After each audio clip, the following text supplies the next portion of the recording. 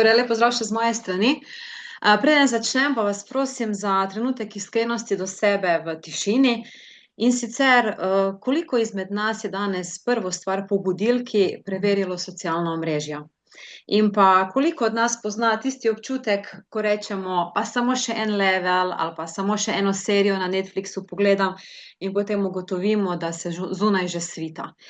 Danes ne bom govorila o tehnologiji kot o orodju, temveč o tehnologiji kot o pasti. Moj prispevek ima naslov Zasvojenost z internetom in računalniškimi igrami med mladimi. Se dejansko postaplja v svet, kjer se meja med virtualnimi dosežki in pa realnim neuspehom nevarno briše. Mladi so generacije, ki ne poznajo sveta brez povezave, a prav ta stalna dostopnost do do hitrega dopamina preko všečkov, levelov in tega neskončnega drsenja po zaslonu spreminja njihovo spalno higieno, možgane in pa seveda socialne veščine. V naslednjih minutah vam bom predstavila, zakaj so videoigre ter splet družbena omrežja tako zasvojljiva, katero so opozorilni znaki, kjer smo oziroma so prestopili mejo in kako lahko ostanejo gospodarji svojega časa v tem svetu, ki se nenehno bori za vsako sekundo njihove, dejansko tudi naše pozornosti. Okej. Verjamemo tudi, da je realna slika trenutnega stanja v šolstvu, imamo krizo smisla. Torej učenci več ne vidijo smisla v učnem delu, so na križišču izgubljenih, prav tako starši so obupani in pa kot bi povzela našega profesorja, doktorja Sebastjana Kristoviča, vzgoja je postala le nepomemben dodatek in vse to verjamemo tudi močno, da je posledica vsega, kar se dogaja. Zasvojenost z internetom uvrščamo med nekemične zasvojenosti oziroma vedenjske zasvojenosti. Biološko gledano torej se gre za proces v telesu, kjer se ob določenih digitalnih ritualih sprošča večji delež endorfinov in ti pa delujejo kot naravna snov za sproščanje, vzburjenje ali potešitev. Poznamo 5 tipov internetne zasvojenosti, in sicer spletno pornografijo, kjer se popačita se oba spola oziroma kako naj bi izgledalo. To vse virtualni odnosi, kjer je seveda vse super, igre na srečo, ki obljubljajo takšne grozne dobitke, prekomerno iskanje informacij, sem tudi uvrščamo tudi prekomerno spletno nakupovanje in pa seveda spletne igre. Predstavila vam bom 5 raziskav, 4 tuje in pa eno našo slovensko. In sicer prva je prelomna študija o dolgoročnih učinkih igranja, je torej spremljala mlade od 10. leta do pozne adolescence. In sicer eden od 10 fantov zagotovo razvije motnjo igranja videoiger vsaj enkrat v obdobju od 10. do 18. leta. Intenzivno igranje videoiger se začne strmo vzpenjati okrog 10. leta in doseže vrhunec v srednji adolescenci. Zgodnja adolescenca, to je okrog 12 let, pa je bila prav identificirana kot ključno okno za preventivo, saj znaki v tej starosti močno napovedujejo potem posledice za kasneje. Vpliv na kemijo možganov pri mladih, torej University College London, junija 2024 so predstavili, torej vključili so raziskavo, ki je vključevala otroke od 10 do 19 let, torej tu imamo že diagnosticirano zasvojenost z internetom, in sicer definitivno spreminja kemijo v naših možganih in sicer vpliva na nevronske mreže v času mirovanja. Torej, te spremembe otežujejo nadzor med impulzi in zmanjšajo sposobnost koncentracije. Pomembno je, saj se možgani pri mladih v teh časih nenehno torej razvijajo, kot posledica pa so torej motnje spanja in pa v odnosih, v socialnih veščinah veliki problemi. Naslednji imamo nevrološke markerje ranljivosti iz decembra 2024, kjer so na podlagi slik možganov mladostnikov ugotovili, zakaj so nagnjeni k zasvojenosti. In sicer mladostniki z več tipi zasvojenosti kažejo nižjo aktivnost v delih možganov, ki so odgovorni za odločanje oziroma procesiranje nagrad. In tisti, ki so imeli zmanjšano občutljivost na navadne nagrade, kot so recimo družina, šola, hobiji, je povzročilo to, da so mladostniki iskali vedno večje in močnejše dražljaje, ki pa so jim seveda nudile video igre. Med žanri iger in blaginjo, torej tukaj govorimo o študiji, ki je bila izpeljana med srednješolci, in sicer seveda odvisno je od žanra, katerega igrajo. Največji problem so predvsem strelske igre. Zaradi te nenehne tekmovalnosti in pa nenehnih socialnih pritiskov hitreje povzročijo socialno interakcijo in pa upad šolskega uspeha, kot v primerjavi s simulacijskimi oziroma nekimi arkadnimi igrami. Raziskava NIJZ-ja in pa safe.si ob dnevu varne uporabe interneta pa so podatki naslednji za Slovenijo. Približno 9% mladostnikov v Sloveniji že kaže znake problematične rabe družbenih omrežij, pri čemer je torej najvišji delež je prav med 13-letniki. Četrtina mladostnikov igra videoigre vsak dan, med njimi več kot polovica, torej 57%, pa jih igra več kot 3 ure dnevno. To se pravi, 9% slovenskih mladostnikov že poroča o jasnih znakih zasvojenosti. Na kaj moramo biti pozorni? Ključni so naslednje opozorilni znaki. Izguba interesa. Tukaj se gre predvsem o opuščanju hobijev, druženja v živo. Lažnivo vedenje se kaže v tem, da prikrivajo, koliko ur preživijo pred zasloni. Čustvena razdražljivost se kaže v zelo močni agresiji ali pa veliki žalosti, kadar ni internetne povezave. Toleranca pa se torej vidi v tem, da je potreba po vedno večjem in daljšem igranju, da bi dosegli enako zadovoljstvo. Ne smemo torej pozabiti, da pri otrocih se to vse kaže kot pomanjkanje pozornosti, učne težave ter težave z verbalnim izražanjem in pa čustvovanjem. Ne smemo zanemariti prav tako ne fizičnih težav, kot so bolečine v hrbtenici, glavoboli, sindrom karpalnega kanala. In seveda govorimo o duševnem zdravju vsekakor, in pa moramo še poudariti, da mladostniki oziroma odrasli iščejo predvsem v spletu beg od težav, mladostniki pa tam doživljajo neke nove izkušnje in pa lažen občutek intimnosti. Gospod dr. Uroš Ferko v svojem zapisu Učinkovito zdravljenje digitalnih zasvojenosti v znanstveni monografiji Holistični pristop zasledim, da je Center za zdravljenje zasvojenosti Nova Gorica začel prvi v Sloveniji z zdravljenjem digitalne zasvojenosti. Vsekakor pa ne more mimo tega, da se omeni bolnica v Zagrebu, in sicer dnevna bolnica Sveti Ivan. Jaz sem pa opravila kratek intervju z dr. Ireno Rojnič-Palavra, ki veleva naslednje. Žal je ta bolnica le za polnoletne osebe. Gre se za individualni suport, družinsko terapijo, skupinske terapije. Ko se torej posameznika začnejo obravnavati, se opravi laboratorijski pregled, psihološko testiranje, pregled nevrologa. V timu so noter torej psihiater, psiholog, višje medicinske sestre, delovni terapevt, socialni pedagog. Torej, oglasijo se predvsem posamezniki na nagovor svojih bližnjih, predvsem staršev, zato je njihova motivacija tudi pod zelo velikim vprašajem. Prijavijo se osebe z nizko samopodobo, nizko samozavestjo, manjšim ali nič prijateljev ter z izkušnjo neke travme oziroma družinske disfunkcionalnosti. Kje vidimo mi rešitev skozi logoterapijo oziroma logopedagogiko? In sicer lahko bi govorila o vseh 25 pojmih, pa bom izpostavila te ključne. Vzgoja za smisel je res osrednji cilj. Če otroku pomagamo najti, zakaj v realnem svetu, bo lažje prenesel kako v vsakodnevne obveznosti in se manj zatekal v virtualno bivanjsko praznino. Življenje kot naloga, torej učence učimo na nek način že tudi odgovornosti, saj življenje od nas nenehno pričakuje neke naloge, torej neke vrzeli, in na nas je, da odgovarjamo na to vse. Empatija je ključnega pomena, saj v svetu digitalne odtujenosti je ključni most. Razvijanje torej pristih medčloveških odnosov je zelo nujen za nek zdrav razvoj osebnosti in pa duševnega zdravja. Vrednote, prav tako razvijanje sposobnosti, da se v vsakdanjem življenju lahko že prepoznajo.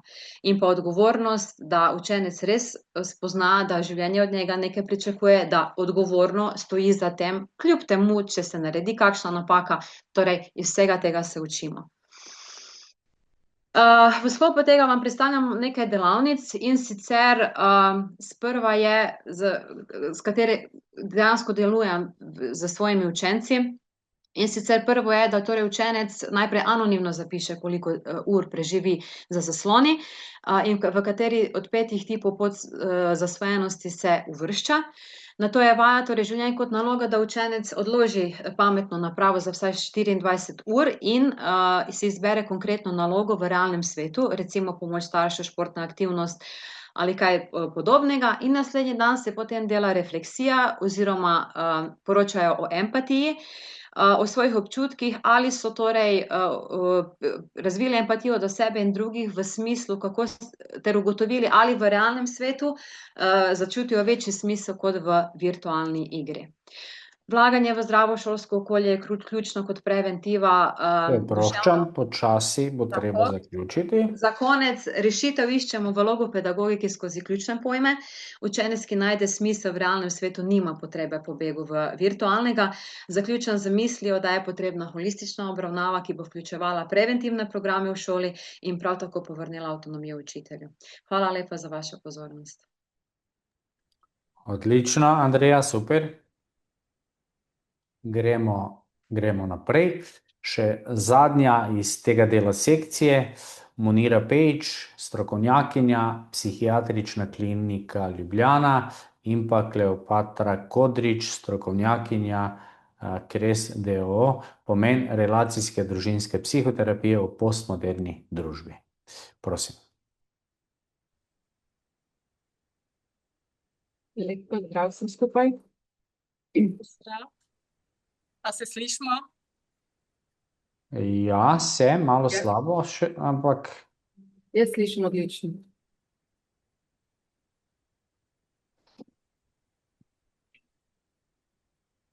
Se slišimo? Ja.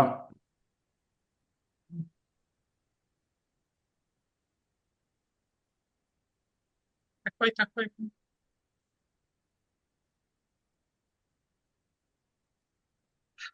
Lahko začnem? Nimate še edino na celotni zaslon narejeno, če delite na celotni zaslon, mogoče na novo share date, ali pa morate stisniti spodaj desno ti prezentacijo za diaprojekcijo. Spodaj desno? Ja, ali pa greste od začetka, tukaj zgoraj levo, imate tudi od začetka. Share.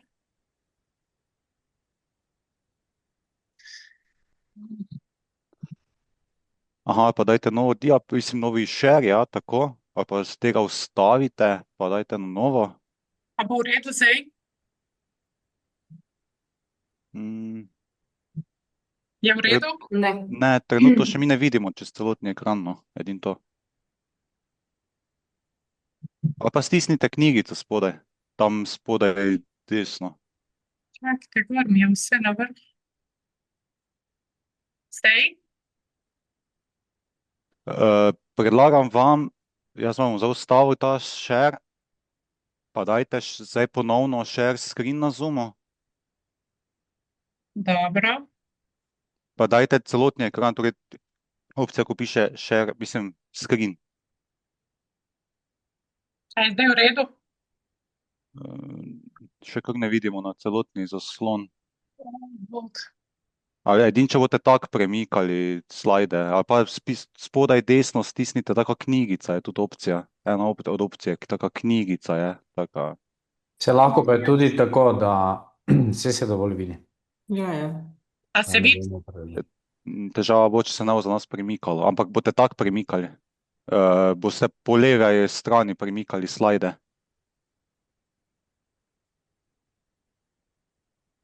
Lahko premikate slajde trezaj ali ne? Ne. Če kliknete levo tam na številko 2, potem na številko 3. Ja, ko imate po slajdih, po številkah pa slajde dol. Ko so listki tako. Na levi strani ali ne? Nimam gor, na vrhu imam vse. Kako na vrhu? Ja, share imam na vrhu. Kamera odprta. Share screen. Ja, pa vam predlagam te celotni ekran, torej ne stiskati ta PowerPoint editor, ampak prvo zgoraj levo opcijo, ki vam ponudi, piše screen ali pa entire screen.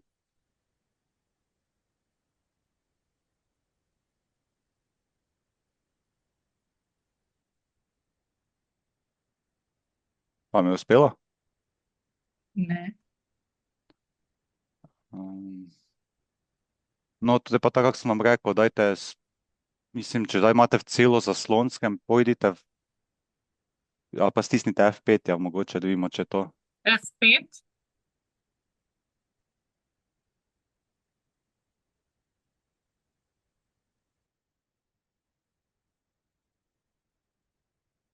Čakajte, zdaj bom poklicala pomoč.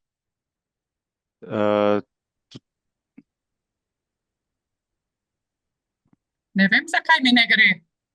Ali spodaj desno, če vidite te ikonice, je Vidim. taka ena knjigica je, pa takih več znakov je, no, ampak če stisnete knjigico, bo tudi super. Ne rabi biti čez cel zaslon, ampak knjigica tudi poveča, no. A je zdaj v redu? Ne, za nas se še ni spremenilo.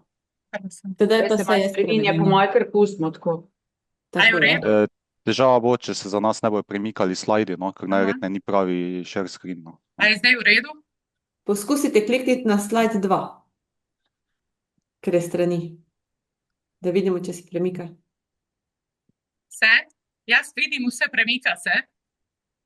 Ne, se iz tega razloga pravim, da ne delite pravi zaslon. Še enkrat vam bom jaz sedaj prekinil share screen, pa sedaj ponovno, sedaj po vrsti, torej ponovno stisnite share, ta zeleni gumb in se vam zdaj odpre eno okno, je tako. In vam zgoraj levo, tako bolj piše entire screen najverjetneje, ali pa screen samo. Ja. In stisnete tega dvakrat z levim gumbom stisnite to. A bo v redu? Evo, sedaj pa bo. Dobro, končam. Gremo hiter. Izvolite. Mira Pejč, zaposlena na Psihiatrični kliniki Ljubljana Polje. Ravno tako delam na Univerzi v Novem mestu, Fakulteti za zdravstvene vede, za področje duševnega zdravja. Z mano skupaj danes ta članek je pripravila kolegica Kleopatra Kudrič, profesorica sociologije in ravno tako zaposlena na Univerzi v Novem mestu. Tema, o kateri bom spregovorila, je pomen relacijske družinske terapije v postmoderni družbi, ker sem ravno tako doktorant relacijske družinske psihoterapije na Teološki fakulteti v Ljubljani. Raziskava, ki je povezana z našo temo, temelji na tem, da je opravljena v času COVID-a med zaposlenimi v zdravstveni negi v Republiki Sloveniji. Skratka, govori o raziskavi med zaposlenimi v zdravstveni negi. Prvo bom spregovorila o postmoderni družbi. Kaj sploh je to postmoderna družba? To vsi vemo, a ne, temelji na tem, da je družba sodobnega časa, a ne, začela se je v pozni 20. stoletju, a ne, temelji na ekonomskem in socialnem neoliberalizmu in čez dalje manj vpliva družbene povezanosti in stabilne institucij, a ne, povezana je nekako na individualnosti in seveda na osebni odgovornosti. Značilnosti postmoderne družbe vidimo, da je individualizacija življenja, nestabilnost družbenih struktur, hitre tehnološke in tehnične spremembe, zlasti zdaj povezane z čustveno, ChatGPT-jem, umetno inteligenco, seveda pluralnost vrednot identiteti, seveda oslabljen občutek za skupnost in skupinske povezave. To je pogosto povezano seveda z negotovostjo in stresom in kompleksnost postmoderne družbe iz dneva v dan, kot vidimo, se spreminja in je ta negotovost povezana tudi z zaposlenimi v zdravstveni negi. Ravno tako postmoderna družba temelji na tem, da ta isti posameznik, s katerim je povezana in na katerem temelji, nekako od njega pričakuje, da si sam poskrbi za zadovoljstvo, za uspehe na osebnem in kariernem področju, seveda za odnose, za srečo, za zdravje, skratka za vse komponente, ki so povezane z osebnostjo.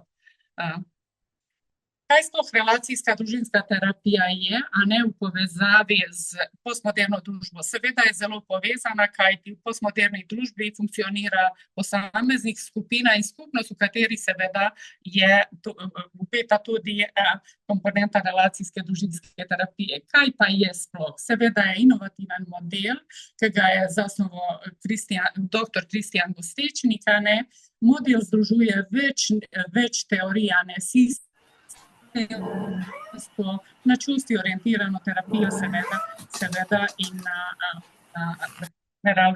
relacijski del. Vključuje procese projekcijsko in projekcijske identifikacije, afektivni psihični konstrukt in seveda regulacijo afekta. Teoretična izhodišča, na katerih smo raziskavo delali, so temeljila na zaposlenih v zdravstveni negi z njihovim poklicem, seveda, in stresom, s katerim so povezani. Seveda tudi narava dela zaposlenih v zdravstveni negi je taka, da je skrb za druge prioriteta in pogosto seveda zanemarimo delo na sebi seveda in svoje potrebe. Pandemija COVID-19 je posebej izpostavila to področje kot ključno področje za zaposlene in njihove težave. In seveda pomanjkanje raziskav povezanih s področjem relacijske družinske psihoterapije je ravno tako osvetlila, kako potrebujemo zaposleni v zdravstveni negi tudi to vrstno pomoč. Teoretična izhodišča za ta problem so seveda zdravstvena nega svojo kompleksnostjo in izpostavljenostjo stresu ter tveganju za izgorelost. In seveda pomanjkanje raziskav na področju relacijske družinske terapije v povezavi z zaposlenimi v zdravstveni negi.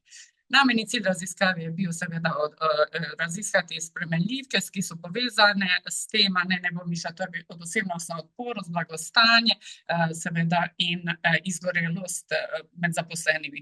Cilj je bil ugotoviti seveda, kako je osebnostna odpornost povezana z regulacijo čustev, izgorelostjo in splošnim blagostanjem, vse povezano z zaposlenimi v zdravstveni negi in seveda v povezavi, kako relacijska koncept oziroma modaliteta relacijske družinske terapije pomaga pri odpravljanju tovrstnih težav.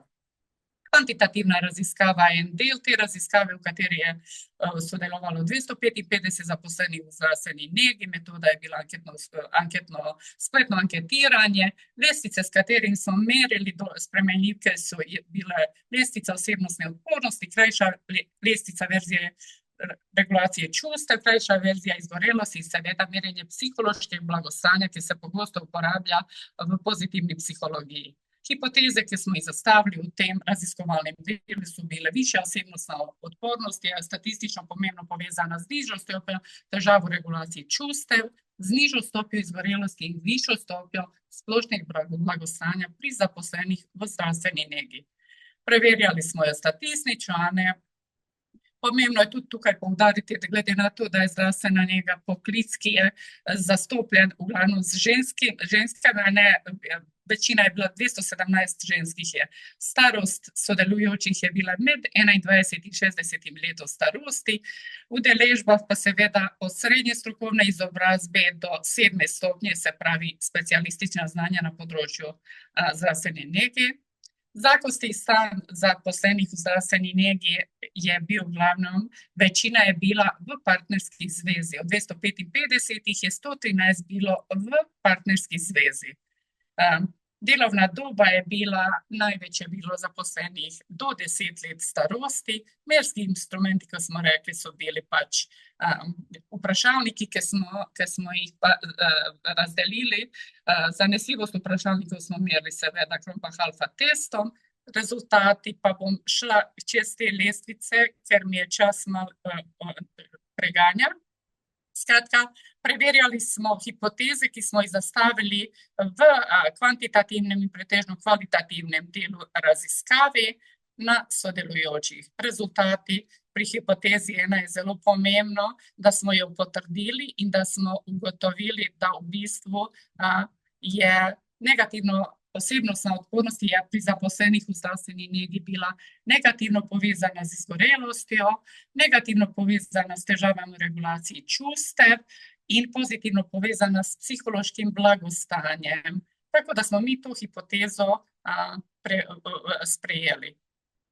Hipotezo 2, ki smo jo zastavili, je bila povezana z demografskimi podatki in tukaj sam bom na hitro povedala, da pač osebnostno odporno se v naši raziskavi izkazalo, da so moški, ki so bili starejši. Skratka, bolj osebnostno odporni so bili moški. Tako da smo hipotezo 2, glede na demografske podatke, spol in starost, se pravi, da tukaj smo jo delno potrdili, a ne. Potem smo šli na pretežno kvalitativni del, v katerem smo ravno tako imeli eksperiment. V eksperimentu je sodelovalo 18 skupaj, 9 v eksperimentu in 9 v kontrolni skupini. Pred delom s eksperimentalno skupino smo razdelili iste anketne vprašalnike kot v kvantitativnem delu raziskave in ravno tako so izpolnjevali pred eksperimentom in po eksperimentu. Enako je veljalo za kontrolno in eksperimentalno skupino. Raziskovalna vprašanja so bila predvsem povezana z relacijsko družinsko terapijo in njeno povezanostjo oziroma korelacijo, kako so zaposleni v zdravstveni negi doživljali koncept relacijske družinske terapije, kateri smo nekako skupinsko izvajali z eksperimentalno skupino.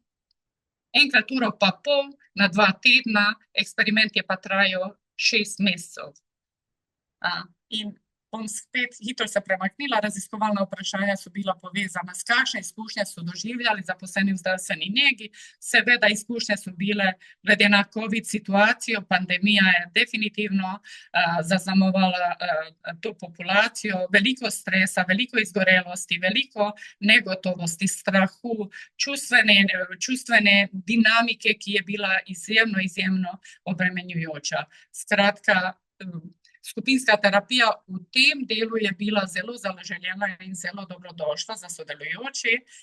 In tudi eno raziskovalno vprašanje je bilo, kako so vodje skupin doživljale terapevtski proces po metodi relacijske družinske terapije. Ravno tako smo vodje skupine pisali dnevnike in povzeti dnevnik, potem smo s pomočjo tematske analize podatkov izluščili in potegnili določene kode in smo skodirali vsebine in je izkazalo se, da je vodenje relacijske družinske terapije oziroma biti relacijski družinski terapevt zelo odgovorno delo, zelo zahtevno in seveda od terapevta zahteva en kontinuum in permanentno izobraževanje in znanje na tem področju dela. Zaključek pa je, da zaposleni v zdravstveni negi kot del postmoderne družbe so zelo vključeni in kot vidimo, psihološke obremenitve, stres in tveganja za izgorelost so velika in se seveda v tem času, ko je taka negotovost kot nikoli v zgodovini, se to definitivno pozna in sem priča temu seveda v kliničnem okolju. S stališča relacijske družinske terapije pa vidimo, da je človek temeljno relacijsko bitje, v katerem seveda je delo na duševnem zdravju in relacijah v odnosih zelo pomembno. Seveda in relacijska družinska terapija kot koncept omogoča razumevanje vzorcev regulacije čustev na osebni in sistemski ravni, seveda v povezavi z rezilientnostjo v naši raziskavi. In seveda za konec bi dala, da v času, ko postmoderna družba daje občutek negotovosti, nekako temelji na identiteti posameznika in ga izpostavlja, relacijska družinska terapija je definitivno orodje, s katerim si posameznik, bodisi zaposleni v zdravstveni negi, bodisi od oseba in član naše družbe, relacijska družinska terapija definitivno omogoča delo na sebi, znotraj sebe, na osebni in sistemski ravni. In kot orodje zagotovo je zelo dobrodošlo med zaposlenimi v zdravstveni negi. Evo, super, hvala. Sem hitela, se vam opravičujem, ker sem imela ta šment, da sem... Nič hudega, se zgodi. Vse Hvala. časa toliko tudi ne mine, zdi se samo. Dobro, če je kakšno vprašanje še? Eno vprašanje za Andrejo.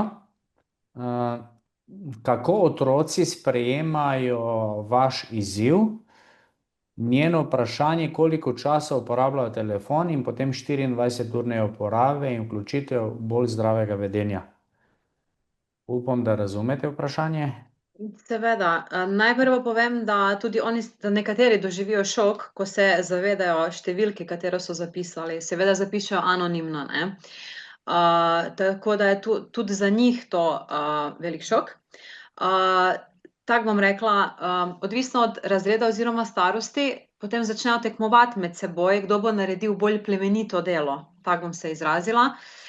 Najlepše je tam seveda nekje 7. razred, ampak moram vam pa tudi povedati, da tisto prvo vprašanje na začetku moje predstavitve, da sem zasledila utrujenost, togost, sivost v obrazu že v 4. razredu, ne, pri 9-letniku recimo.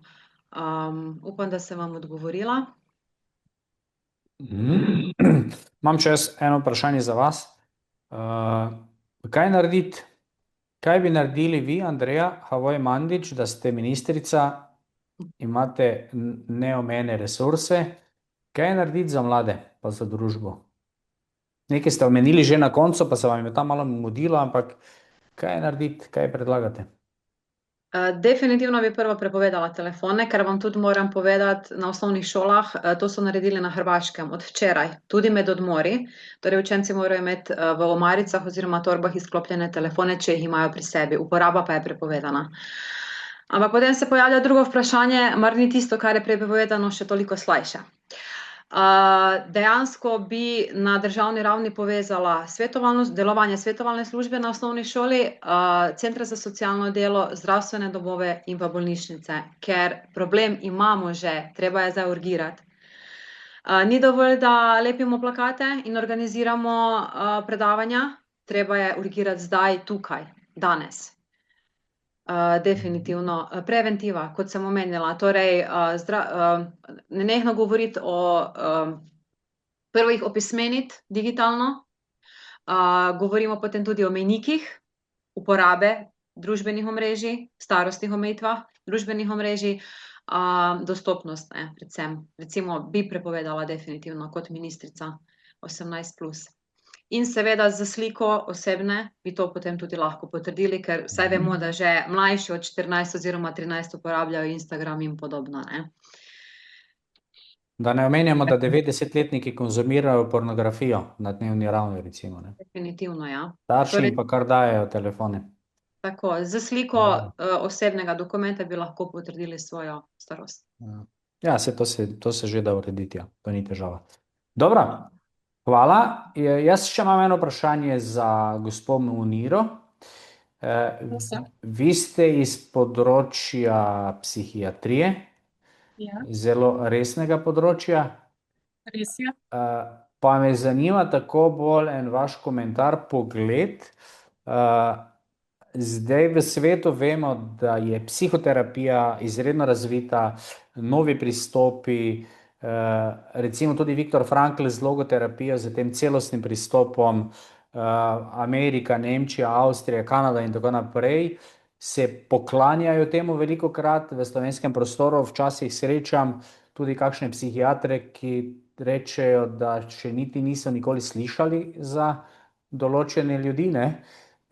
Pa gre za zelo resne ljudi v svetu znanosti in akademije, ne kakšne alternativce. Zdaj vi tukaj govorite o relacijski družinski psihoterapiji, ki je prav tako relativno inovativna nova smer. Kako kaj zdravniški ceh, stroka medicina gleda, doživlja, koliko je kaj odprta, ne? Prej sem dal primer, da so možgani, in to je isto stroka in znanost, odprti in delujejo toliko, kolikor so odprti, tako kot padalo. Res je, nevroplastični so in se jih da preoblikovati, jaz pogosto rečem kot testo, a ne, dejansko jim samo treba dati pogoje in ta nevroplastičnost je nekaj od Boga danega, da lahko to izkoristimo sebi v prid. A sem dobro razumela vprašanje, kako stroka sprejema psihoterapevtsko delo? Ja, torej kako medicinska stroka, koliko je odprta na nove pristope, nove načine Moja dela. izkušnja, da to bo osebna, a ne izkušnja, je, da stroka se počasi odpira, zlasti psihiatrija se odpira tudi za tovrstne možnosti nudenja pomoči, a ne, bodisi pacientom, seveda. Jaz sem predvsem fokusirala se na zaposlene v zdravstveni negi, a ne. In to je določena tematika, ki zahteva svoj prostor. Glede stroke in psihoterapije pa seveda je zaenkrat dosti rigidno okolje, ki se počasi spušča tudi v možnosti, da bi tudi psihoterapija dobila več prostora, seveda, in možnosti za nudenje pomoči, seveda, pacientom, ki imajo psihične motnje težjih ali lažjih oblik. Osebno sem menja, da zagotovo je psihoterapija ali relacijska družinska terapija kot neko novo področje dobrodošla v delu s pacienti, seveda zlasti v delu z zaposlenimi v zdravstveni negi in seveda zaposlenimi v zdravstvu. Ja, mislim, da je to velik izziv, ki ga v Sloveniji ne premoremo. Torej, interdisciplinarnost, multidisciplinarnost, building bridges, kot rečemo, je osnovni princip, recimo na Univerzi Alma Mater Europeja, torej povezovanje, skupnja gradnja prihodnosti, stroke in tako naprej, in to je gotovo en velik izziv. Temu lahko rečem samo bravo, kajti to potrebuje naša družba in seveda potrebuje tudi pacient kot osnovna enota v delu zdravstva, ne. Kot posameznik res zasluži, da se mu pomaga na en adekvaten način. Tako, mi bi počasi zaključili in z tem delom sledi še angleški del, tako da ob koncu te naše sekcije vzgoja, izobraževanje, duševno zdravje bi se res rad vsem iskreno zahvalil, predavateljem, avtorjem, sodelujočim v razpravi za vaše dragocene raziskovalne poglede, izkušnje, razmisleke. Vsekakor so današnji prispevki ponovno pokazali, kako tesno, nerazvezno so povezani vzgoja, izobraževanje, duševno zdravje ter kako pomembno je, da res človeka razumemo celovito, celostno, holistično kot bitje razuma, srca, roke in seveda tudi odgovornosti. In v tem času hitrih družbenih sprememb, raznih digitalnih izzivov, vse pogostejših duševnih stisk postaja naloga pedagogike, psihologije, psihoterapije, terapevtskih pristopov še toliko pomembnejša in naša skupna odgovornost je, da v raziskovanju, poučevanju, vzgoji in strokovnem delu ne izgubimo izpred oči tistega, kar je najpomembnejše, človeka. Prav zato ima ta naša konferenca Za človeka gre poseben pomen. Opominja nas, da znanstveno delo, izobraževanje in strokovna praksa niso sami sebi namen, temveč služijo človeku, njegovemu dostojanstvu, razvoju, zdravju in njegovi sposobnosti, da v življenju odkriva vedno znova smisel. In iskrena hvala res vsem, ki ste s svojim delom prispevali k vsebinski bogatosti te sekcije. Tako da vsem želim še prijetno nadaljevanje konference danes popoldan, še tudi naslednje dneve na drugih področjih in veliko navdiha za nadaljne raziskovalno, pedagoško in strokovno delo. In naj tudi v prihodnje ostaja v središču našega dela, razmišljanja preprosto, a temeljno vodilo Za človeka gre. Iskrena hvala. Tisti, ki smo tukaj, ostanemo lahko kar na tej liniji, čez par minut se začne angleški del. Upam, da ste vmes kaj uspeli pojesti, čas ni naš zaveznik, tako da to je to. Me je res veselilo.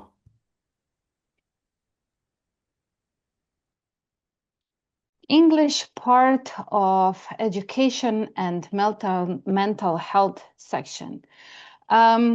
we already spoke a lot from this morning, from 9 a.m., when, this is really important topics that we are talking about. We're talking about your education and mental health, and also inter and transdisciplinary in a lot of fields today in this section. So I think I'm really pleased to announce also the English part, not the English part, but our working language will be English right now. So, we can widespread also this education and mental health all over, outside the Slovenian part or outside of Slovenian borders, which is really, really, I think, important for us to share that. Time is flying really, really quick today. So I suggest that we just start with the first presenter, which is Zlatko Bukvic from Faculty of Teacher Education of University of Zagreb, and Renata Mužanić, lecturer from Hold Hair Association, with the paper that says differences in the perception and self-perception of experts about the professional role in the early identification of developmental disabilities. So for Zlatko and Renata and everybody else that follows, I welcome you, and please, let's stay in the frame of 10 minutes. After 10 minutes, I will, kindly ask you to conclude. So we have time for questions and for debate after all the presenters. So after the last one, I suggest that, but please, share your questions in the chat so we can answer that them at the end. So Zlatko and Renata, welcome, and go ahead. Thank you very much. I'm sending your pleasant greetings from Croatia, momently from Zadar. Our presentation is a part of our project to improve early intervention to the children in young age, in the correlation with specialists from education, early education, health system, and social welfare.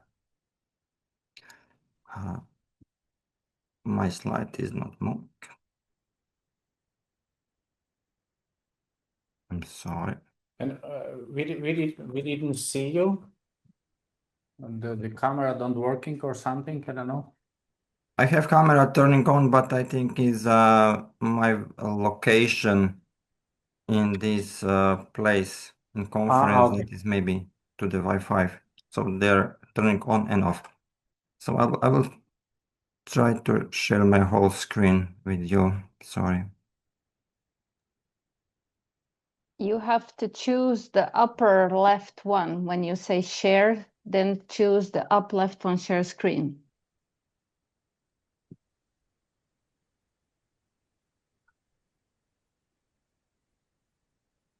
Yes.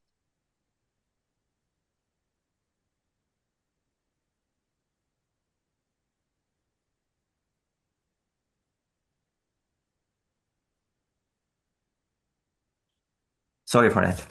In the context of the World Organization and the global situation in early identification and intervention, we have the very similar situation in Croatia, which is recognized by national reports and publication. So we see here Croatia in part of Europe and Asia countries that we have a high incidence of developmental disabilities that have to be handled in these our systems.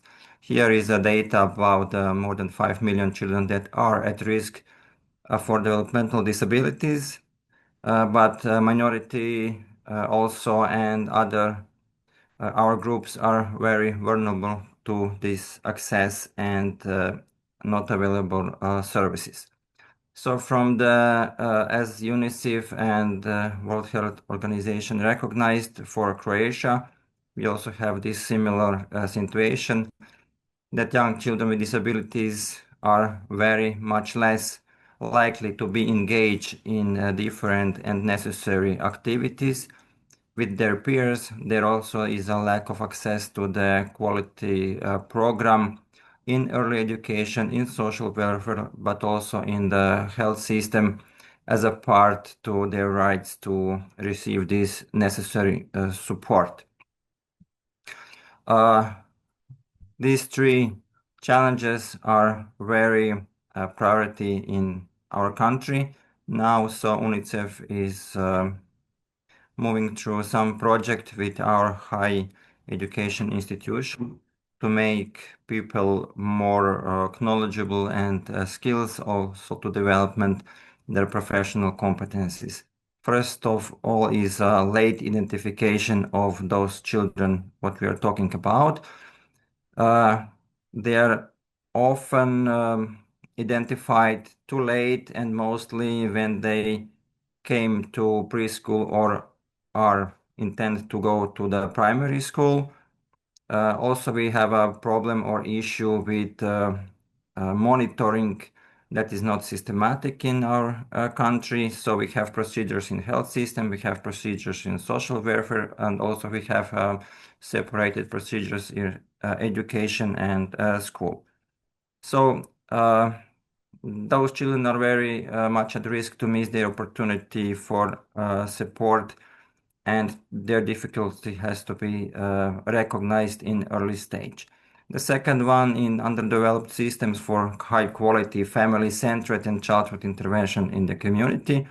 We have also a lot of these services that are directed to the children at risk and with disabilities, but sometimes, or maybe it's better word, often we miss the services and support that is needed for family members, such as parents and other children in the family. We have a specialist that provides some services for children. There is a lack of connection and cooperation with these services, and most of our programs are still provided in clinical settings that are sometimes very far from the children. As we know from the publication, our nearest institution is 45 minutes in health system according to our population.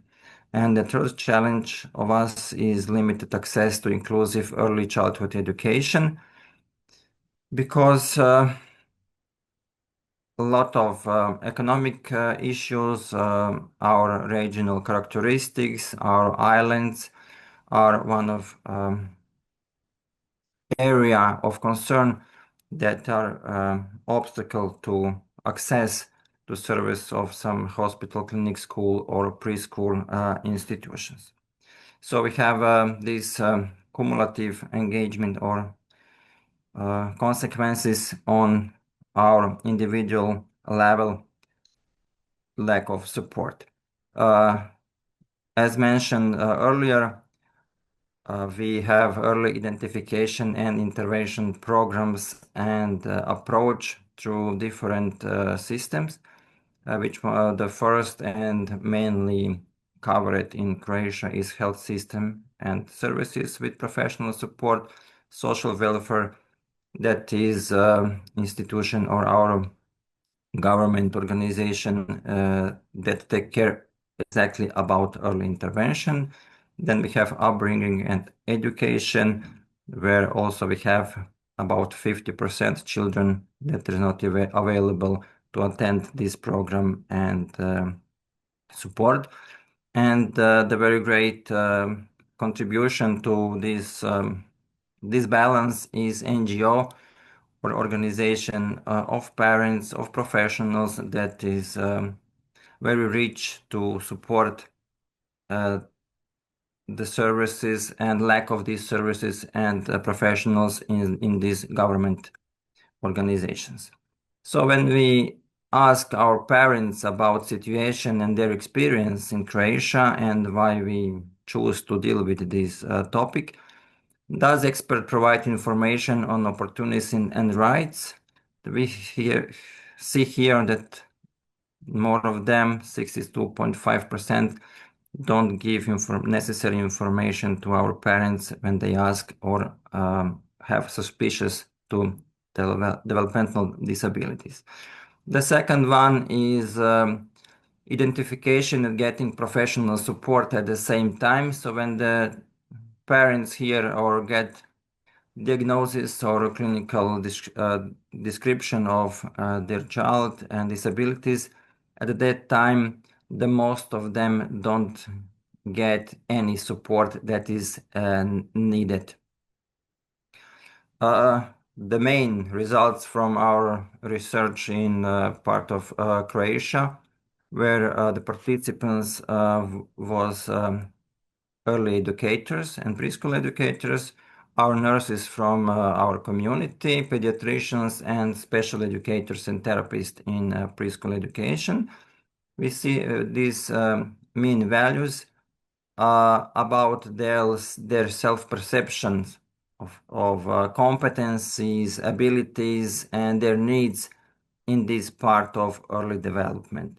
So, necessary competencies and professional knowledge to recognize developmental deviations are the least at early and preschool educators and nurses in community.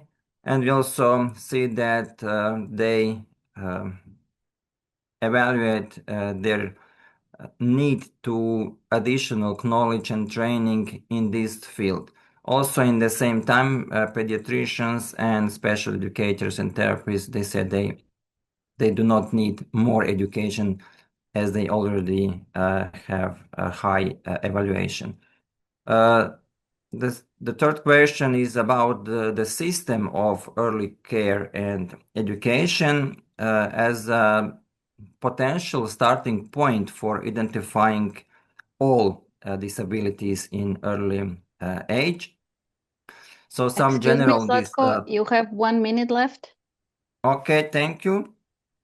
Also, we made results or this analysis and comparison. We see that we have significant differences in recognizing our possibilities, our needs, and our future steps to provide better services, where the primary health organizations, pediatricians, and special educators, their perceptions about their own abilities is higher, and they do not recognize early education institutions and early educators as a significant part in this step of identification child in first years of their life. So we have fields to cover.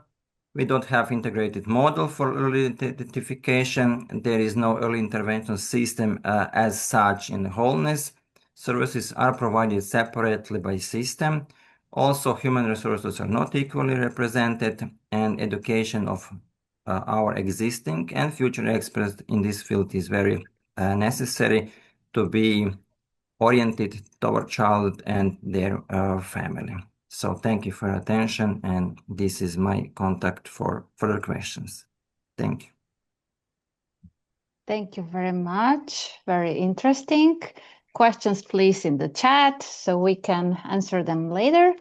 And the next one, I call David Stawski, a professor from Lodz University of Technology. And he's going to speak about measures of the effectiveness of higher education systems. Please, Yes. David. Yes, thank you very much. I try to share my screen.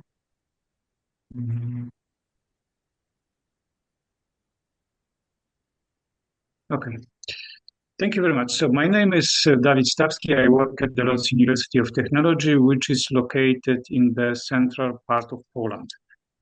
Thank you very much for the organizers for giving me opportunity to be a part of this meeting. And during this presentation, I would like to say about the measurements, about the possibilities of measurements of efficiency of higher education. At the beginning, I would like to mention that, in my opinion, every human activity should have its own system of the evaluation, its own system of the control of efficiency. because we have some resources which are used for this activity, and some effects, some outputs which can be obtained from this activity. And taking into account the relation between resources and outputs, we can evaluate the efficiency of the system. Especially in Europe, when we have an educational system paid by taxes, so this is not really a free market system like in Anglo-Saxon countries. So we have here a different system, and the free market evaluation is quite difficult. So this, what students can study, is most often decided on the level of the state. So that's why it's quite tricky and it's quite difficult to evaluate the efficiency of this system. In this presentation, I would like to mention about some methods which can allow the evaluation system. So which can, I would like to start with learning outcomes. So this is something what is known by us. So it's proposed by the university and it's proposed by the system.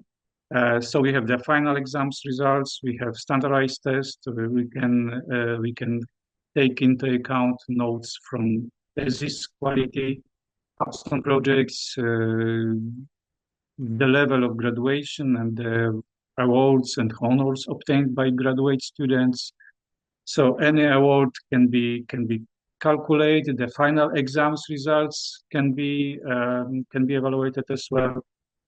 So different achievements can be here taken into account, but I would like to mention only that the evaluation is always connected with the program. So if the program is smaller, it means that evaluation effects, number of evaluation will be also smaller. So the notes are not a subjective factor. So maybe from this point of view, from the point of view of learning outcomes, it's better to use a diagnostic test which can compare the level of the student at the beginning of the process and after finishing of the studies, after graduation. So if it would be possible to calculate added value of the education, it's more efficient than just calculation of the learning outcomes level. The second process, the second method, and the second way of evaluation can be just taking numbers like calculation the graduation rate. So we have some number of students, and we can assess the efficiency of the system, taking into account how many students started and in compared to how many students finished. So it's again not very objective, rather subjective, I would say, but it's some kind of evaluation. Dropout rate is also very important. If we have a very high level of dropout, it means that the system looks different than it is probably, and it's not, the expectations of the students are not met here. And number of students per lecturer is also very easy to calculate factor. Number of contact hours, project hours per person per student, it's also possible to evaluate. And finally, average time to complete the studies. So how long time is necessary to, how many years the students should use to finish the study. So those factors are quite easy to calculate. But it's also, again, it's also quite far from objectives. That's maybe is a different way to discuss the effects on the labor market, because the studying is not the aim for its own. It's rather connected with the future of the people. So it's maybe connected with the position of graduates in the labor market. So we can calculate the factors like employment of graduates after 1 year of study, after finishing the study, average salary of graduates in comparison to average salary on the market, alignment of work with the field of study. So how close is the working position with the field of study taken previously? The number of graduates starting its own business. So it's also a very important factor. How is the level of the entrepreneurship of the graduates? And also it can be taken into account the professional and international mobility, the number of mobility, how mobile are the people, because the mobility is important factor also in the global economy. In Poland, we have the system which is called economic fate of graduates, which is following the fate of the graduate after finishing the study. So this is more objective because we have no influence on this factor, but those factors, I mean the factors connected to labor market, are very closely connected to general economy situation. If the economy is growing, it means that the unemployment will be low. So the employment of graduates will be higher and they will have a better positions. Also, if the, I don't know, inflation factor is high, so it means that average salary every year will be higher, and it doesn't mean that people have better money, but it only means that the inflation is quite high. So it's also not good factor just for taking into account the efficiency. Maybe economic efficiency, like very strict calculation, cost of education per one person, cost of the education of one student in 1 year, the productivity of teaching. I mean, how many staff members we need to produce, let's say, to educate the number of graduates. And finally, the social return of investment in education. So it's also possible to calculate. We need to use some kind of system for the calculation of those factors, but it's also possible. And the fifth group of factors, fifth way of evaluation, maybe the assessment of quality from the perspective of the stakeholders. So, like for the students, what is the satisfaction of the students? What is the satisfaction of the graduates? What is the level of satisfaction of employers? And the social effect is also can be evaluated generally and can be controlled by the questionnaires, so by the filling of the questionnaires. So it's also possible to do it in this way. Quite difficult is the way number 6. I mean, the indicators of soft skills development, like critical thinking, teamwork skills, creativity, digital competences. So it's easy to mention, but it's more difficult to evaluate. It's more difficult to measure, and it's also difficult to describe the situations in which soft skills will be useful. But we can say that we can assess it in the assessment centers, in the team projects, by preparing the competence portfolios. So it's possible to evaluate in this way as well. So, but the most efficient ways should combine different systems. So it's not enough time to describe those methods here, but we have at least 5 main methods which are dedicated for the evaluation. And those different methods are taking piece by piece different methods which I previously listed. So some method is more important in one of the system, and different approach is taken more importantly in the second of them. So it should be important to compare those systems, but generally I would like to say that there's a kind of solution in which we should find the solution on the wider political and social discussion. Because it's an important stakeholder decision. So we should take which methods and which impacts, which inputs are taken into account by the evaluation. So we are taking those inputs and we are giving a kind of percentage, kind of wage for each of these parameters. So for example, 25% for learning outcomes, 10% for the soft skills, and 25% for employment level. David, can you please conclude? Yeah, it's the last slide. Thank you. And finally, we can take into account outputs from this point of view. But I mean that the comparison between the the effect, the inputs and the outputs, let's say generally, should be important factor, especially in the common European market, because if you can choose the study in different countries, you should have a really criteria for the comparison between different countries in more objective way. So in more objective methods, not only by using very subjective learning outcomes like we have currently in the Bologna system. Thank you very much. Thank you very much, Professor Stawski. It's really interesting. This is one of my topics of research too. Is there Ernest Ismeti with us? I don't see him in participants list. Ernest, are you with us? No, so I suggest that we move to the next presentation.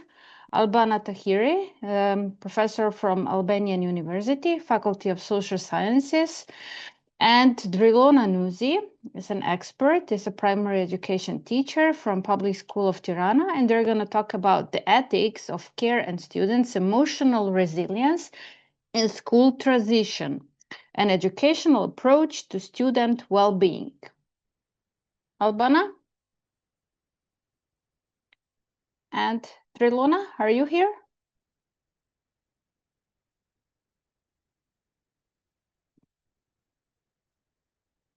I thought I seen them in the participants. They are here, but not responding. They're not responding? Okay, maybe we move to Narayani Premal, a PhD candidate from Alma Mater University, Alma Mater European University. And then after Narayani, we move to participants that are going to join us. And Narayana is going to talk about integrating artificial intelligence and educational neuroscience, redefining cognitive load and learning efficacy. Well, this is really interesting. Narayani, please. Please. Hello, everyone. Good. Sorry, I have a little baby with me and he is a little distracting. My name is Derilona Nuzi.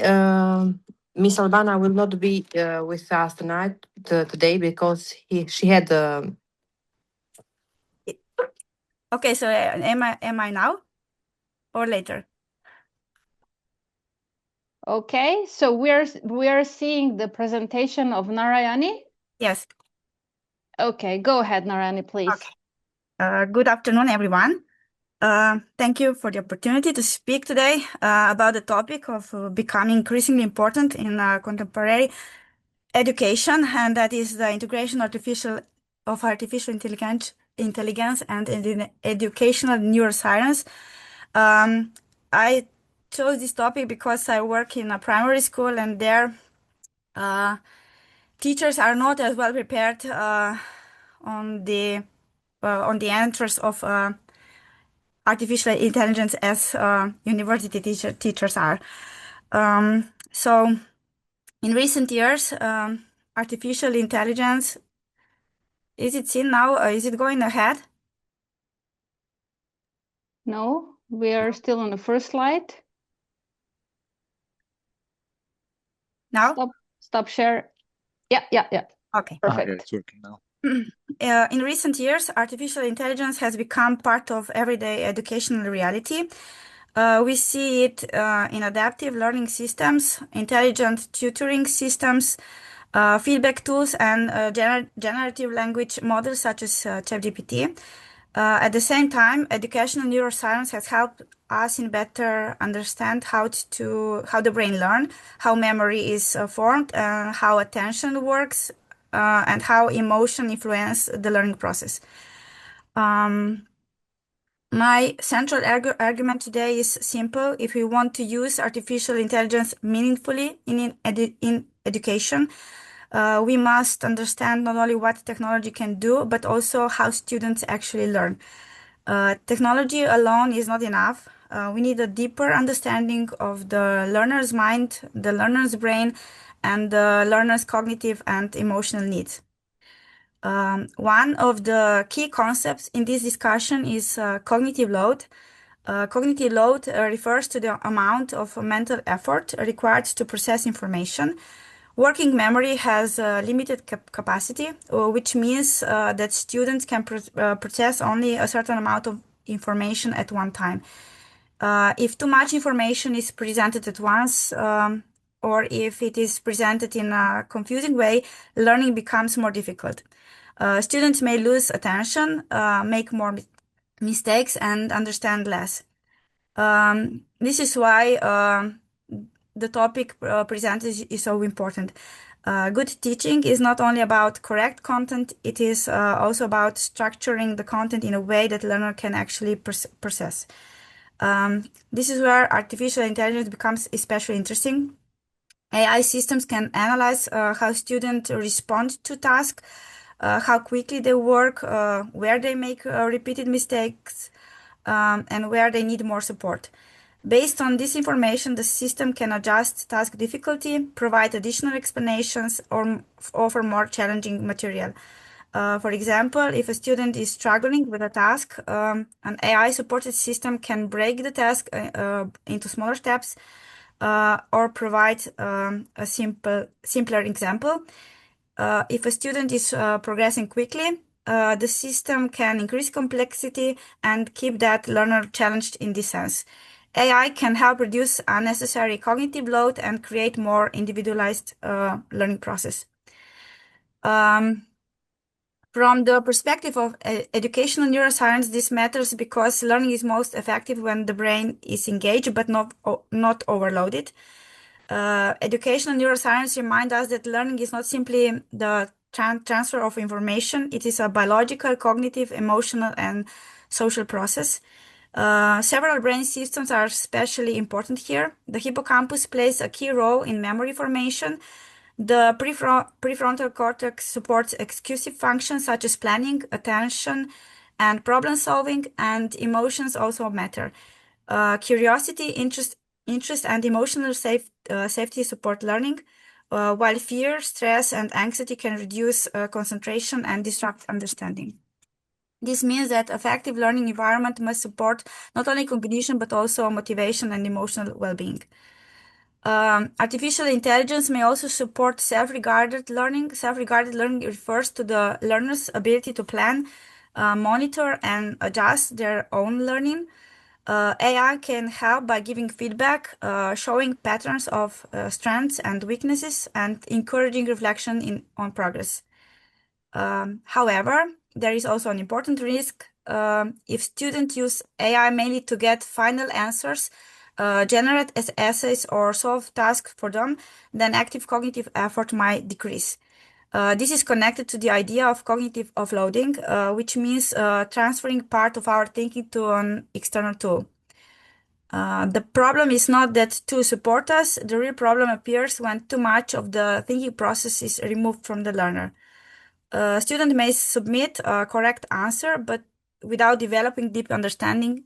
In that sense, performance is not always the same as learning.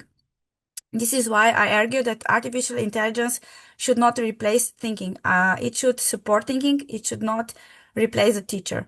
It should support the teacher, and it should not turn students into passive consumers of answers.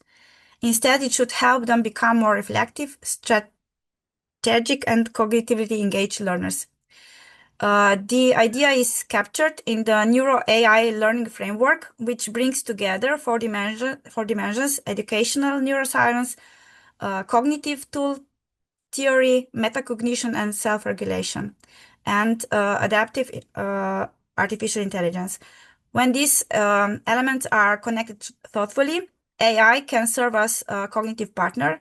It can help reduce unnecessary overload, maintain appropriate challenge, support self-regulation, and personalize learning without removing the need for real thinking. Of course, this field also has important limitations. Much of the current work is still conceptual, and more empirical research is needed. We need to better understand long-term effects, emotional engagement, ethical concerns, and especially the role of the teacher in AI-supported learning environment. So let me conclude with the central message of this talk. The integration of artificial intelligence and educational neuroscience offers a powerful opportunity to rethink learning in more precise, human and effective way. It allow us to move beyond one size fits all instructions and toward more responsive learning environments. But this opportunity comes with a responsibility. If we use AI simply to make tasks faster, easier, or more automated, we may unintentionally reduce the very cognitive effort that learning requires. If, however, we use AI to support how the brain learns, to reduce unnecessary overload, to scaffold understanding, to sustain motivation, and to encourage reflection, then AI can become a meaningful educational partner. In that sense, the future of education is not about choosing between human intelligence and artificial intelligence. It's about designing a thoughtful partnership between them. Okay, and this is that from my side. Thank you for your attention.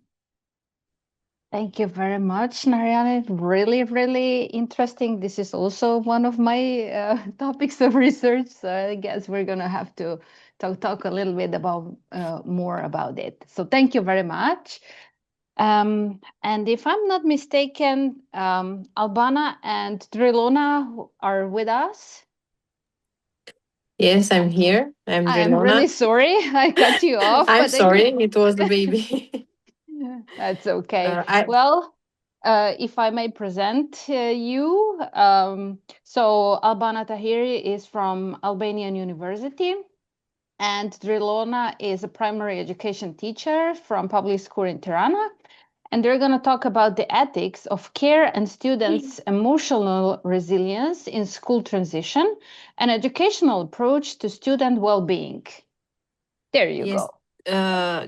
I will present me, Drilona Musi, because Miss Albana had due to family loss, it's not with us today. So I'll be only me. Okay, just go ahead. Let me share the You're welcome. document. Thank you.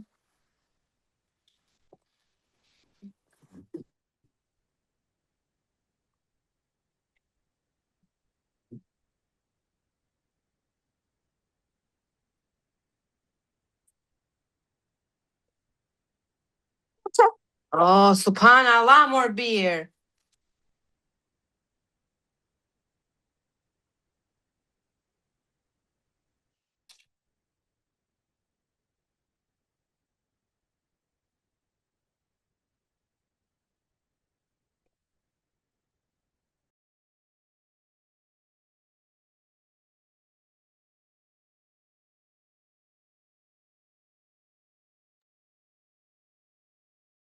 Is Albana dropped out?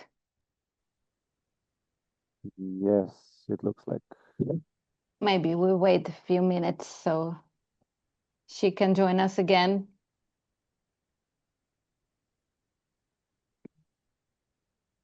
In between, Sasha, is Ernest with us, maybe? No, I don't see him. No. So after Albana and Drilona are gonna finish their presentation, we're gonna have time for questions. You are still welcome to put any questions or thoughts in the chat. Even in Slovenian, I will translate them, so no worries about that. If anybody wants to, to share something with us or ask.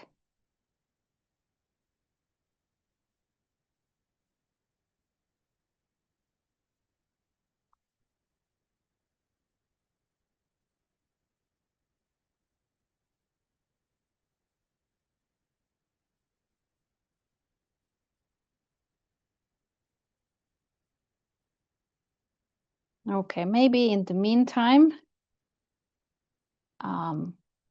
if there is any questions for our presenters, you can go ahead and and ask. If there's any questions for Zlatko Bukvic or any questions for David Stauski or Narayani.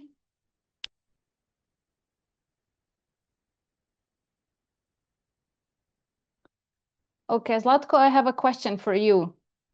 Are you with us still? Yes, I'm here. Thank you.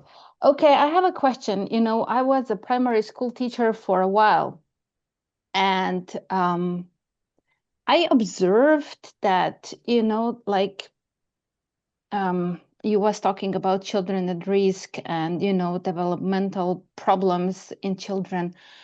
I was observing that more and more children came with some kind of, I'm not gonna, you know, say disabilities, but like lack of skills or something. And, you know, eventually lack of skills kind of transferred to some kind of disabilities. And there was more and more children with, you know, labeled with disabilities.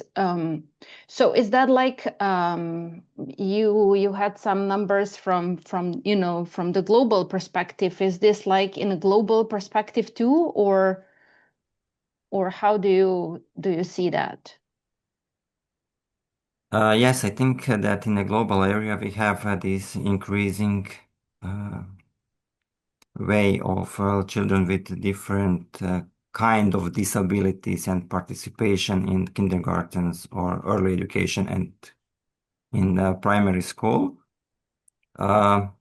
In recent days, we are hearing about medias, about technology and their influence to children's skills and ability to connect with other kids, to connect with adults, to develop their skills that are necessary for entering our school system, for reading, writing.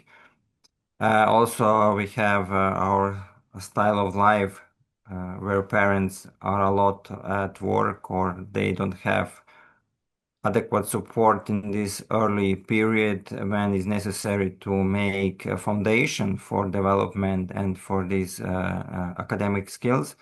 So this is some cumulative interacting of these different factors that are influencing the new generation of children and their ability to adapt or cooperate in school system that is not changing so fast as we see changing in child functioning. Thank you. I share that thoughts too. Thank you very much. Albana, are you back? Can you please present? Or Drilona? Hello. Go ahead. Let's solve this time. It's okay. Technical problems are always part of the show. I'm going to share my screen. Maybe this is the best way to. I'm on my cell phone. Yes. Okay, just a minute.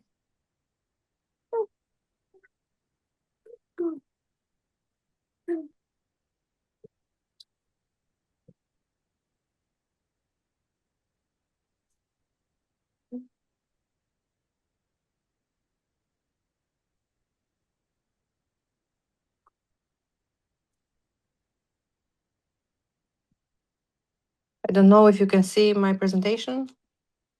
Yes, we can see. Is there any way that you can make it a little bigger? Or if you put it in landscape mode. Okay, I'm putting it. Just turn your phone. Yeah, like that. Okay. Good afternoon, everyone. My name is Irina Nuzi. I'm a primary school teacher. Today I'll present my study about transition from primary school to lower secondary school. This transition is a very important moment in students' academic and emotional development. About the main topics of this presentation, I will talk about some important topics. First, the transition from primary education to lower secondary education. Second, the changes in teaching organization and their impact on students. And I will also discuss the role of teachers and the importance of students' well-being during this transition. This study analyzes the transition from primary school to lower secondary school as a pedagogical process. It focuses on teaching organization, assessment practices, and pedagogical support. These factors influence students' emotional well-being and their academic engagement and school. The study included students and teachers from public school, exactly 98 teachers and 98 students and 27 teachers, only from public school, not private schools. Data was collected through questionnaires and interviews. The transition between these two levels of education is very important for students. It is not only a structural change between two school levels, it also affects students' motivation, confidence, and sense of belonging at school. For this reason, good teaching practices and supportive teacher-student relationships are very important in schools. Educational theories that students need time to adapt to new school environments. According to the stage environment fit theory, students have better experiences when school expectations match their development needs. When this balance is missing, students may experience stress, lower motivation, or academic difficulties. Let's go to the concept of ethic of care highlights the importance of supportive relationships in education. Teachers should not focus only on academic performance, they should also care about student emotional and social development. Supportive relationships help students feel safe and confident at school. The role of the school, let's go with the institutional role, the role of the school. About the school plays an important role in helping students during this transition. Teachers, school leaders, psychologists, and supporting services should work together in this moment. Their cooperation helps create a positive and supportive learning environment for students. We also will go with institutional role again. A successful transition requires planning and cooperation. Teachers from primary and secondary school should communicate and collaborate. Family support is also very important during this stage.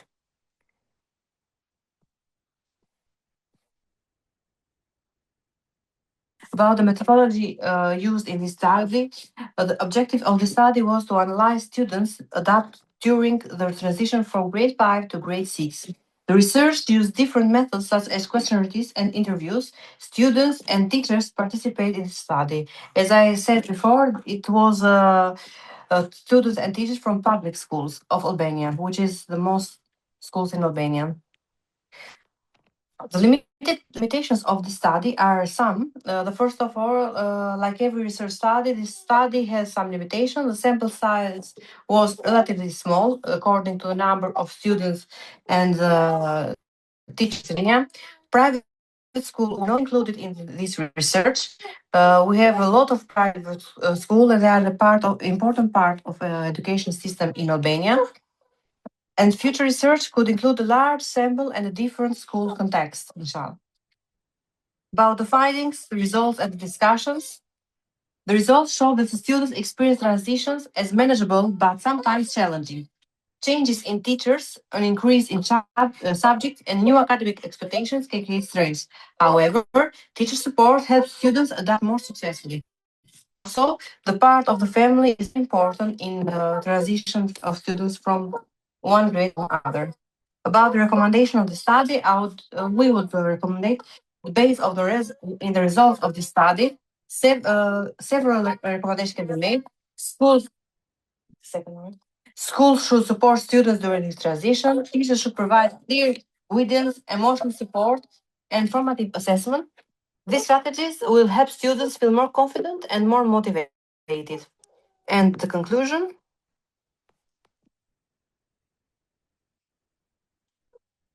In conclusion, the transition between school levels is an important stage in students' educational journey. Students, teachers, and families should work together to support students' well-being and academic success. This is all about our study. I try to be more to tell everything in a short way because of the baby more. Thank you very much for your attention. Thank you very much, Albana. Can I just ask one question and then we will leave you alone if there's no other questions? Do you see any difference between private schools, because there was like that you didn't include them, and public schools in terms of who enrolls or what kind of children? That is not a good term, but you know what I mean, you know? I know what you mean. Is there a difference between children enrolled in public schools and private schools? I would say that the children in private school are children that come from families with more possibilities, like more rich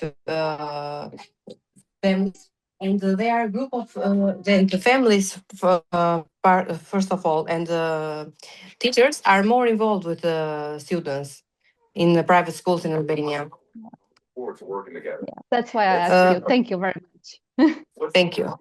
Bye. Thank you very much, It was a Albana. pleasure. It was a pleasure. Thank you. Thank you so much. Is maybe Ernest with us? If Ernest is not, we're just going to go to questions. So is there any questions for any of the presenters? I would like to ask David Tauski. Are you still with us, David? Yeah, thank you. Of course. So you was talking about learning outcomes, and I think this is really, really important. And, you know, and then about the connections, about the, you know, transition going to work or be employed, you know. So I have the information that half of the workers that, you know, that are employed right now don't have the skills or the knowledge for the work that they do. How can we, or, you know, you in Poland, kind of speed up this process that, you know, we empower our students with more skills, more knowledge, so they're going to be more employable when they finish? Because this process is really, really kind of slow and long, or maybe you have other experiences there. Okay, firstly, I would like to say that you can see this from two perspectives. So one is the perspective of the soft, maybe social skills. This is the one thing, the like collaboration, working in team, etc. And the other is the technical skills, which are connected with the technical university education. So we can see problems connected, as you said, connected with both types of skills. And from my point of view, we are improving in the soft skills, because the university is every year. This is my perspective. I'm working 26 years at the university, and the education is still more focused on the soft skills. But on the other side, this is going in the right direction from my point of view. It will be better. The problems are connected rather not with education, but rather with previous education and with social relations between people and this generation of people generally. Okay, but in case of the technical skills, more professional skills, this is more problematic, because the assumption of the state is that in Poland it was some years ago such assumption that 40% of the generation should go to the higher education. So it means that we are decreasing the level of education to invite more people to the university. And this process is ongoing, and I can say that I saw on my own eyes 4 or 5 quite large changes in the higher education, and it is always connected with decreasing number of chemistry, mathematics, physics, etc. of the technical education, and this won't improve. And I think that it will be worst from this point of view, and it is worst. So we are doing rather general education than professional education, I would say. So that's my impression. Yeah, thank you very much. Thank you. I agree. Maybe another question from somebody? If no, I have just last question for Narayani. So, well, maybe not a question, but just a shared thought about the cognitive load, or I rather call it cognitive overload. I hold lectures, or let's say like trainings for the students at alma mater every month or every 2 months about how to improve our study technique, or how to learn more effectively.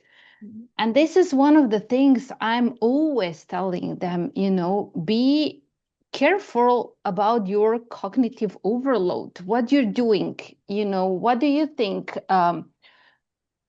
Because like automation of some processes can kind of help our brain. And the next just thought that I have is about AI and using the AI. Why do I think we or students use AI so much? Because it's quick. It's just like there, we don't have to put a lot of effort to get the result, right? Because if we do think and we need to think and we go through, through the process with our brain, it takes a lot of time. AI does it in a split of a second, right? So maybe this is one of the reasons that they're using it so much. But I agree with everything you said. But maybe just what are your thoughts? I will say that cognitive decline is not the reason for it is not only because of the artificial intelligence. I think we should change completely our educational system from the start. It should be more holistic. We should take care more about the body, because the body, we should prepare it for the speech, for the reading, and this is from the start, from first grade till, and then Yes. later on. And I think we should look more holistic. We should have more holistic look to this problem. It's not only AI. And the other thing is that AI is the use of is increasing, but we are not taught anywhere how correctly use it. So yes, it's nice to have a quick answer, but we are not, the students in primary school especially are not capable to see if this answer is good, or it has mistakes, or and this is the problem, I think. And Yes, I agree. The quality of information that we get is low. And the whole society is getting to that. They all want instant solution, instant food, everything to get in instant manner. But but we should more focus and get back. We should put effort if we want to. Yeah. I think. And what is the human quality is when we put effort in something and we achieve, we are satisfied with ourselves. Yes, this is very important. Yeah, it's really important. Yeah. And we would have less depressions and Exactly. that's all those problems. If we would have to change the system completely. I agree. I agree. Thank you very much. Is there any other questions, comments, thoughts? If no, I will conclude our session today, Education and Mental Health, the afternoon session in English. I really, really deeply thank all of the presenters and for all of your presentations and thought that you shared with us today. For everybody that is with us, I wish you a really nice afternoon, a really nice rest of the day, and I hope we see each other next year, of course, in March. So thank you very much and have a good day. Thank you. Have a good day. Thank you. Bye bye. Thank you. Goodbye. Bye.